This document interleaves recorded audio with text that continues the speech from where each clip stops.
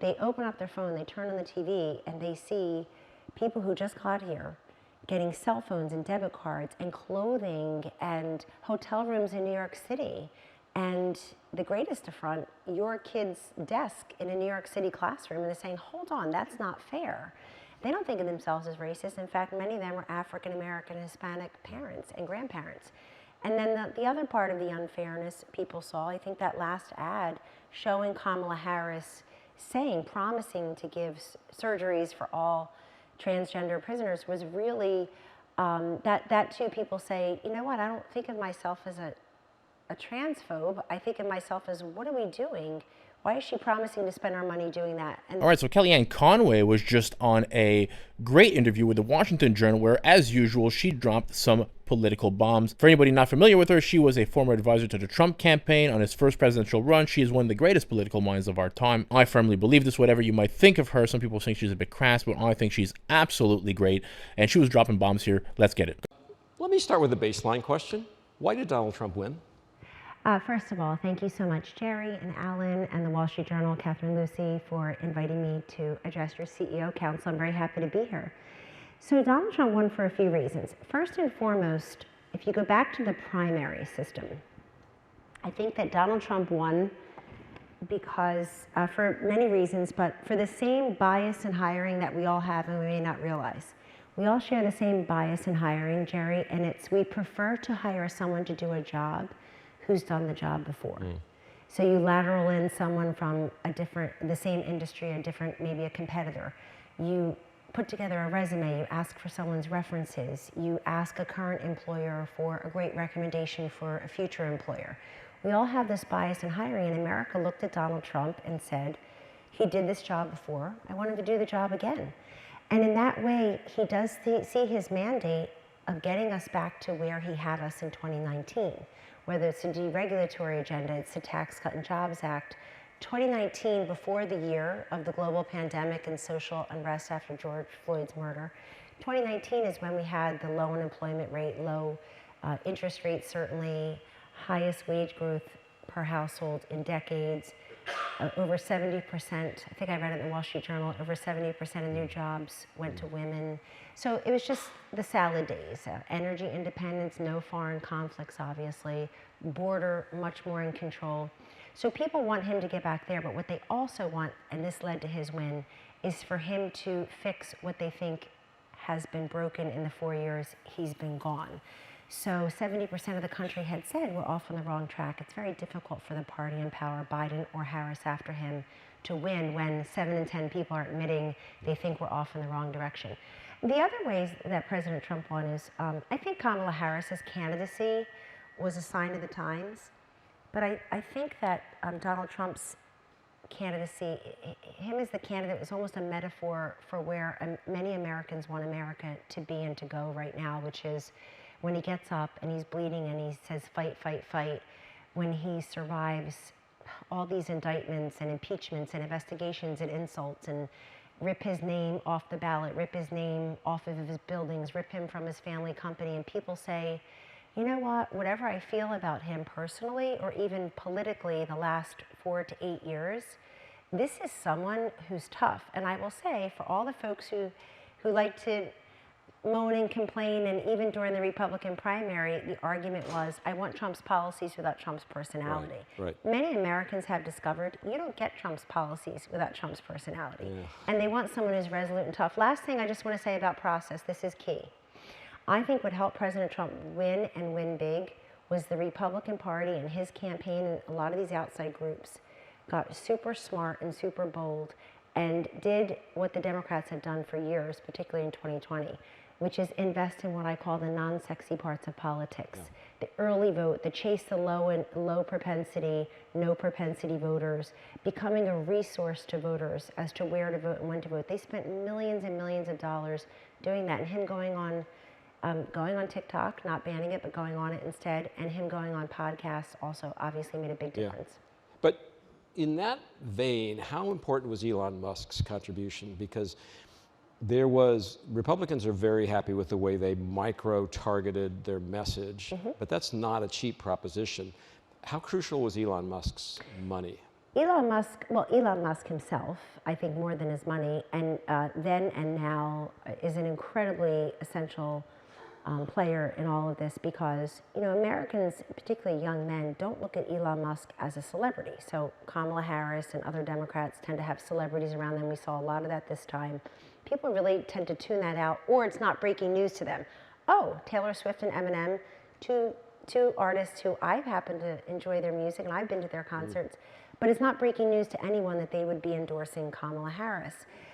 People don't look at Elon Musk as a celebrity. They look at him as a job creator, as an innovator, as a futurist, as someone who launches launches a rocket, and if it melts down, just tries again, and maybe is going to take us into space to get some cures or discovery. A lot of young people, a lot of conservatives also see Elon Musk as the guy who saved Twitter for them. They don't feel silenced and shadow banned and censored anymore. A lot of the resistance picked up their toys and went to a different sandbox. I'm leaving Twitter because they had it all to themselves. They could just sit there all day and tweet at each other about how terrible Donald Trump is. So that stopped. Elon Musk made his contributions fairly late in the game. And I think most of it is, I understand, maybe after President Trump was shot in Butler, but it's Elon Musk parking himself in Pennsylvania. That also is helpful because he's a one-of-a-kind asset. And he and Vivek Ramaswamy now saying, we're going to go and lead Doge as volunteers. It is a presidential commission. It's Executive Office of the President project. It is not congressionally mandated or legislated or created or funded. But I think they're onto something there, and people have a lot of enthusiasm and very high hopes for what they can do in terms of government efficiency. Well, guys, if you don't mind just smashing that thumbs up button for your boy, really, really goes a long way into helping me out. And also, if this is not your first time here and you're not yet subscribed, hopefully this will be the video in which I can earn your subscription. Well, so let's go there, because you said immediately after the election, rarely do you get a second chance as big as this one. Second chance to do what? Yes. So I was talking about that in this life, thankfully, we all get second chances. I don't know anybody who gets one as big as the one President Trump has just received, to be president again, and especially after he's overcome so much to get there. The second chance, I believe, is for him to, as I said earlier, get us back, do the things he did the first time. I'd say beginning with dereg and everyday affordability, but also to undo many of the things he sees have caused great harm. He's learning about all these crazy programs and departments and agencies that have nothing to do with that department and agency. I think this election was also it was fairness over wokeness. We all know it was about inflation and migration and those things. It was about security and everyday affordability. But it was also a fairness election, Jerry. A lot of Americans, if you listen to them in focus groups, if you read the polls as I do and I do, a lot of Americans are saying, well, wait a second, this is just not fair. What's not fair? It's not fair to have plumbers and pipe fitters pay for student loans of doctors and lawyers. They'll say it's not fair that 10 million people came here illegally, and here's what's different from 10 years ago when Donald Trump elevated that into the national consciousness, and it was mired at 3 or 4% in my polling or the Wall Street Journal polling. It really wasn't up there. Yeah. Now migration and border security, which is more inclusive, that more expansive, that was the #2 issue in the 7 swing states, God bless you, in the 7 swing states and in national polls. I mentioned God. It's a safe space. There you go, I'm glad. Yes, the new safe space, God, wonderful. This is an improvement. So in any event, people will say, what's different this time is they'll say, well, wait a second. So 10 million, that's a number that's a number higher than the population of 39 states. People know it's a big number, but here's what's different. They open up their phone, they turn on the TV, and they see people who just got here getting cell phones and debit cards and clothing and hotel rooms in New York City. And the greatest affront, your kid's desk in a New York City classroom, and they're saying, hold on, that's not fair. They don't think of themselves as racist. In fact, many of them are African American, Hispanic parents and grandparents. And then the other part of the unfairness people saw, I think that last ad showing Kamala Harris promising to give surgeries for all transgender prisoners was really, that too, people say, you know what, I don't think of myself as a transphobe. I think of myself as, what are we doing? Why is she promising to spend our money doing that? And the last part of that is education. I think the untold story of this election were how many people were part of the parents' rights renaissance that started during COVID but accelerated in Glenn Youngkin's victory in Virginia in 2021. So 3 years later, parents are still saying, my kid's in her 4th year of lost learning. I want more of a say of where my kids go to school and what is taught there and who's teaching them. And so I think that was easy to miss because we're talking about inflation, we're talking about the border, we're talking about Ukraine and the Middle East, all of which were important to people. And of course, Donald Trump has benefited 2 times now by running against women that I think did not perform the way that they needed to win, is as politely as I'm. Park that thought for a second, because I want to talk about the women's vote. But before it, let me pick up on the agenda that you just described. I think it's fair to say, and in fact, this was articulated earlier today in this room. There are a lot of people who say, love to hear the deregulatory message. That's where we're at. But you give me a combination of high tariffs and reductions in the workforce by big push against immigrants. That's a double whammy to the economy and potentially to my company. That's going to hurt. What's your response to them? Well, first of all, Donald Trump has heard all that before. These predictions of World War III, he's the first one to preside over no new wars, that the economy's, these Nobel laureates telling us all that the economy is going to tank if Donald Trump's in charge of it. Oh my goodness. And of course, we had growth, and we had no inflation, and we had energy independence. I mean, everybody knows what we had. So in some ways, this is the sequel to the original. We've heard that before. I think there's a lot more optimism and curiosity and maybe a little bit more grace this time for President Trump in terms of, let's just see what he and his team can do. Jerry, I would say this. I'm going to quote Donald Trump. I'm going to quote Scott Bessent, his incoming Treasury Secretary, quote Howard Lutnick, his incoming Commerce Secretary. They've all weighed in on tariffs very recently. And it's a combination of the following. Tariffs traditionally have been used for 2 major purposes: to raise revenue or to protect important industries in our country. I think President Trump has added a third, and that's as a negotiating tool, a tool in and of itself, but also a negotiating tool to compel or incentivize behavior in other areas. So when he sends out his social media missive about to Mexico and Canada, and he threatens 25% tariffs, what was the message? It wasn't about goods and services. It was about crime and drugs. And he's saying to these 2 leaders of Mexico and Canada, respectively, get your crime and your drugs, get your criminals and your drugs out of our country. And then you won't have tariffs. So Donald Trump, I think, President Trump would probably look at tariffs as your choice, not his. Are you going to be a net exporter? Are you going to do more made in the USA? He's promising a 15% corporate tax rate if you are. And so I also think Lutnick and Bessent make good points about tariffs too. So let me put a plug in for each of them. They also make the point that, look, the tariffs, that existed or that we held off on and trying to help Germany and Japan rebuild their economies, for example, after World War II. Like, why are those still around? Yeah. What are we doing? I think they rebuilt their economies. We can argue about their economies now, but that's got nothing to do with World War II or tariffs. And also, I feel that President Trump he's consistent and transparent in that he's been the guy from the beginning who has said, I want reciprocal, fair trade deals that protect and benefit America, American workers, and American industries. So when he says, as he did over the weekend, that he's prepared to deport the Dreamers, does he mean that? Or is that a way to occupy a negotiating position for the coming conversation with Democrats in Congress about an immigration bill? No, I think he said he wasn't going to deport the Dreamers. You mean make a deal? He said he was going to deport, I believe, that, and I'm sorry, am I mistaken? I think he said he would make a deal with the Dreamers, or think about it. But the first and foremost, he and Stephen Miller, who was on his Maria Bartiromo show this past weekend, was very specific and granular about the deportation plan. It starts with criminals. It starts with folks on the watch list who, for very bad and sad reasons, somehow are here and shouldn't be here.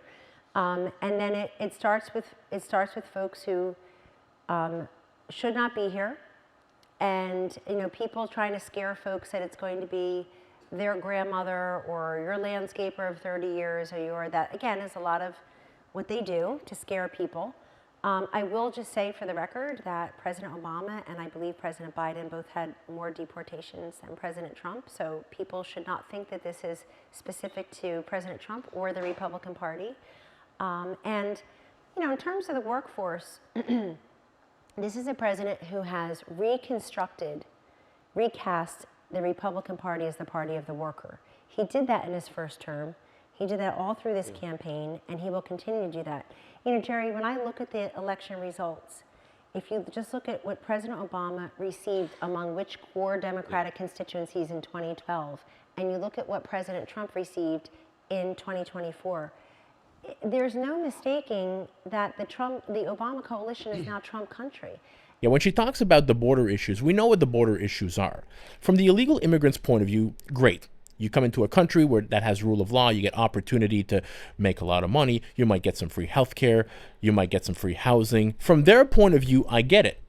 Terrific. But 10 million people coming in illegally, when you consider Philadelphia being the 6th largest city in the country, and that's 2 million people, you're adding 5 cities of Philadelphia that you don't know who these people are. And obviously, just by sheer math, if you let in that many people, they're not all going to be great individuals. And their first act into coming into the country is an illegal one, and these people on the left talk about giving them citizenships. I completely disagree, because the fact of the matter is that you're taking jobs away from low-skilled Americans when you're doing that. It crushes salaries, it crushes the minimum wage. A lot of employers are more than willing to pay an illegal pennies on the dollar, 50 cents on the dollar, versus paying an American a minimum wage salary. So from the illegals' point of view, absolutely terrific. But American taxpayers spend over $200 billion a year paying for Medicare, housing, and food for these illegal migrants. You think that could have been used to, reinforce the border wall? And when they cross across the border, in the southern side of the border, they have to pay the cartel. The cartel runs that side of the border. A cartel that uses that money in order to bribe government workers so they can get what they want. It increases sex trafficking, which is very, very dangerous. More fentanyl comes into the country, killing 50 to 100,000 Americans every year. From the illegal migrants' point of view, it all makes sense. Hell, I might even do it myself. But when you consider what it's like for the American taxpayer that wants to keep their family safe, that wants more money in their pocket, everything about this is absolutely horrible. Let's get back to it. The migration of voters, African American, union households, Hispanic, somewhat Jewish Americans, but non-college educated households, which I think some people have derided as low information. They're low propensity, they're not low information. And they were high turnout. And this is the party of the worker. We did an awful lot for workforce development, for apprentice, for vocational, technical, educational opportunities in the first term. I would tell everyone here, get on that bandwagon, because you're going to see that again from President Trump. He believes the workforce can be anyone, anywhere. We're pushing all these people into colleges, four-year colleges, and we need a lot of skilled labor as well. There's been a lot of discussion about the bro vote, a lot of discussion about young voters. I'm curious why, as somebody who studied this question for a long time, why wasn't there this wave of women voters for Kamala Harris that a lot of people thought would emerge and basically save the day for her? Why didn't that wave not materialize? Well, in some ways, the answer is 2 words: Kamala Harris. She did not run a good campaign. She's not a particularly informative or inspirational candidate. That is not an insult. I'm telling you the way that public received it. And if you don't believe me, go back and look at all the election results. They're, I think, tough to digest and not see that this was a sweeping rebuke of, I think, her as a candidate, but also the campaign she ran, which seemed to be like a little bit of a mishmash of identity politics. Some of the Obama people there sprinkled in with all of the Biden folks, the 500 people who were already there when he was at the top of the ticket, maybe a couple of her folks. Why do I say this? I say this because I think that her campaign proved, Hillary Clinton's campaign sort of suggested it, but Kamala Harris's campaign proved to me that money is not all it's cracked up to be in politics. They spent $2 billion. They spent so much money on paid political advertising, on some things that just don't make any sense in terms of getting voters to come out and turn out for you. As goes women. I am so proud of women, not just because Donald Trump won, but because I think this is the election, Jerry, where people said, that's it.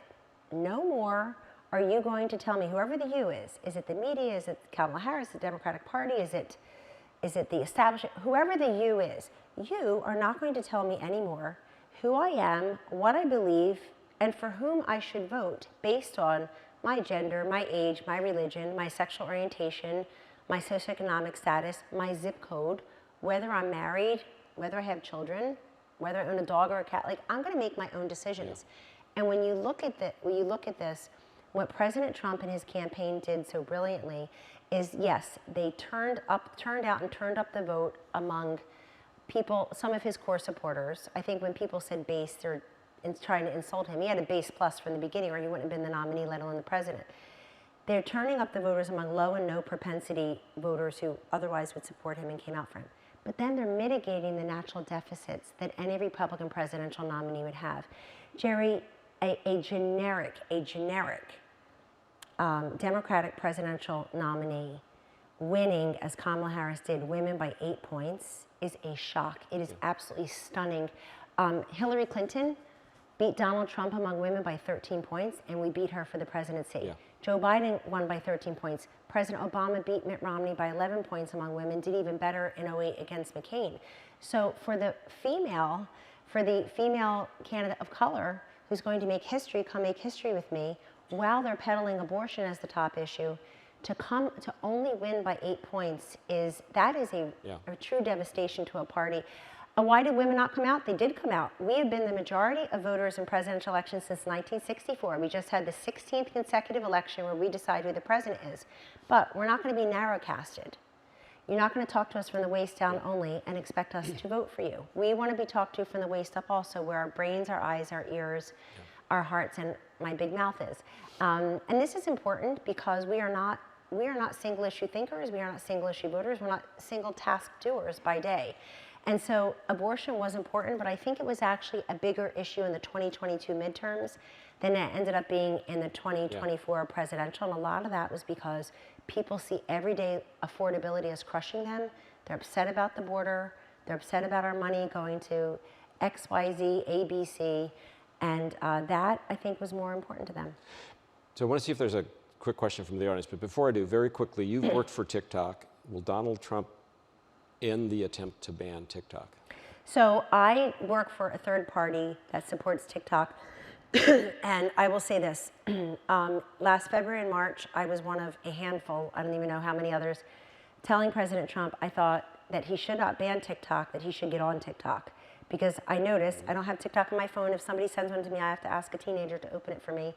So I don't have it, but I felt that a lot of the saber rattling and a lot of the chest thumping by both parties in this town, we're going to hold China to account, ban TikTok. I would love to hold China to account, but we're starting with TikTok? We're starting with TikTok and ending with TikTok? That seems to me to be the cheap, easy Washington way of making yourself feel better and check a box. The box of China is too important to me, and I think this country, and President Trump certainly, to check it by alienating 170 million US users monthly. So let's get fentanyl the heck out of our country. It's the #1 killer of 18 to 45-year-olds. Let's stop these forced technology transfers. Let's get in writing the origins of the coronavirus and China's hand in that. Let's make sure Taiwan is not militarily vulnerable, let alone invaded. Let's make sure the religious minority, the Uyghurs, aren't persecuted. The list goes on and on. So I said to President Trump, look at this.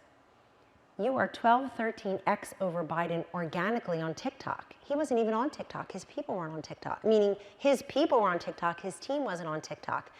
And so he saw that. And even when Vice President Harris became the nominee, Jerry, all the analytics say that his views on TikTok were 42% higher than hers. Forbes came out with a study 2 weeks ago, and it said of the 10 highest performing TikToks of 2024, 8 were from President Trump, and 5 in the last week. So a majority of the voters in 2024 voted early, but that last week was so critical for so many things, including him in the garbage truck, him at McDonald's, and then the Joe Rogan experience was seen by millions of people as it was happening, but it was seen by even more people on TikTok after the fact.